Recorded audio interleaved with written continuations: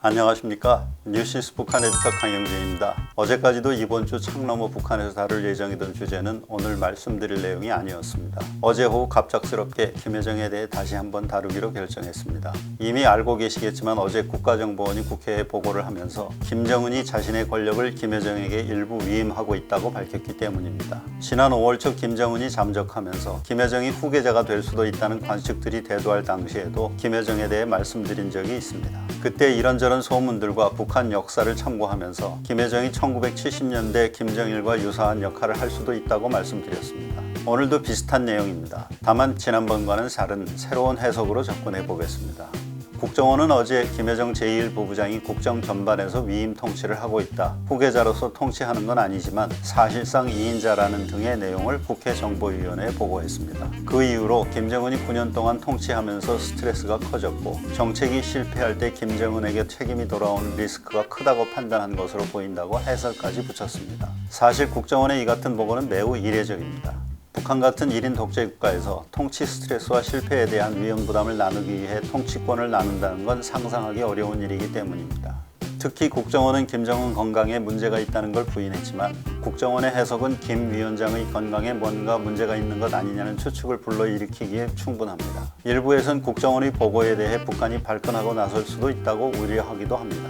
본론으로 들어가서 지난 5월 초 창너머 북한 김여정 동영상 편에서 현재의 김여정이 김일성 시대의 후계자로 지정될 당시의 김정일과 상당히 비슷하다고 말씀드렸습니다. 당시는 뭉뚱그려서 분위기만 전해드렸습니다만 이번엔 조금 더 구체적으로 비교해 보겠습니다. 김정일은 1969년 선전선동부 부부장이 됐습니다.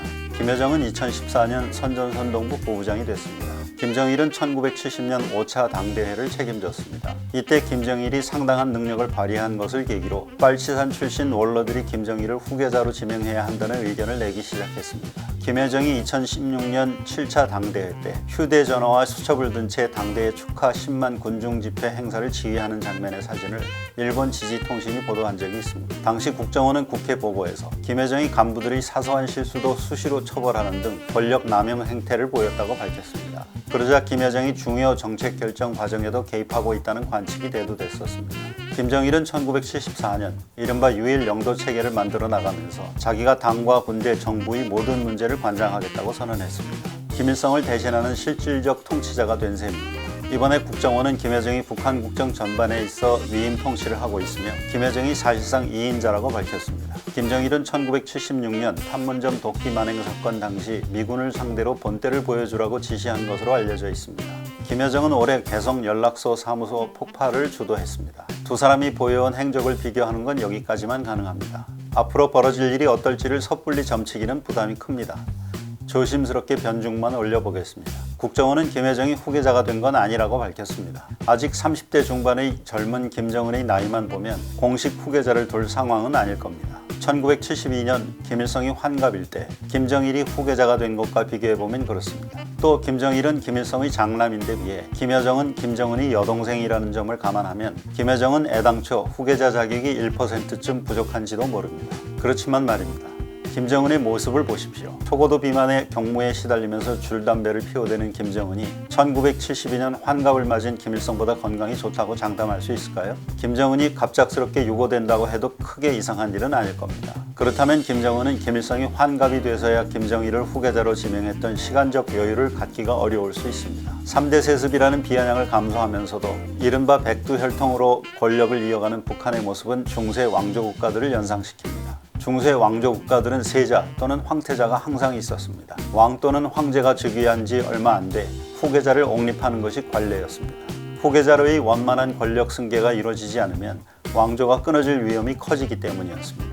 김정은 본인이 권력을 승계하는 과정에서 바로 그런 위험에 직면했었습니다. 고모부 장성택의 막강한 권력이 김씨 왕조를 장씨 왕조로 바꿔버릴지도 모른다고 느꼈기에 그를 잔혹하게 처형했을 겁니다. 그런 김정은이라면 지금부터 20년쯤 지나서 자기 아들이 후계자로 지정될 수 있을 때까지 기다릴 여유가 없을지 모릅니다.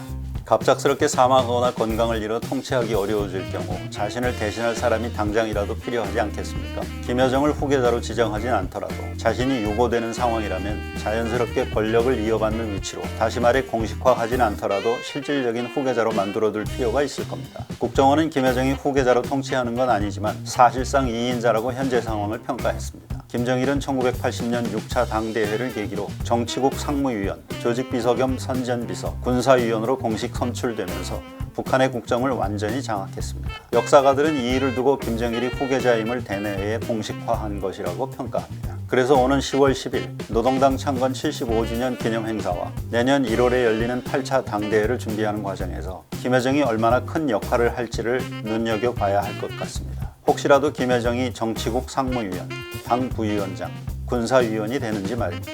이와 관련 최근 김여정의 공식 직책이 무엇인지 확인되지 않고 있는 점이 주목됩니다.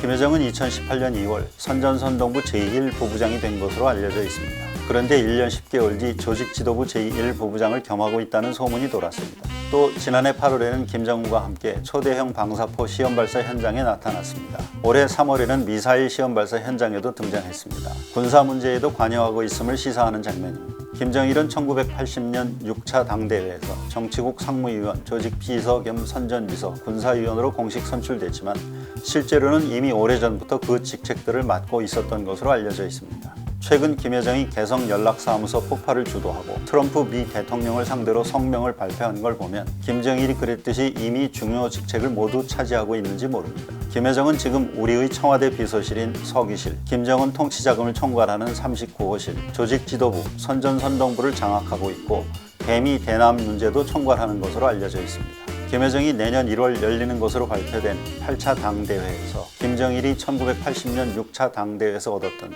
아니 그 이상의 직책과 권한을 확보하게 될지 주목됩니다. 창 너머 북한 많은 관심 부탁드립니다. 감사합니다.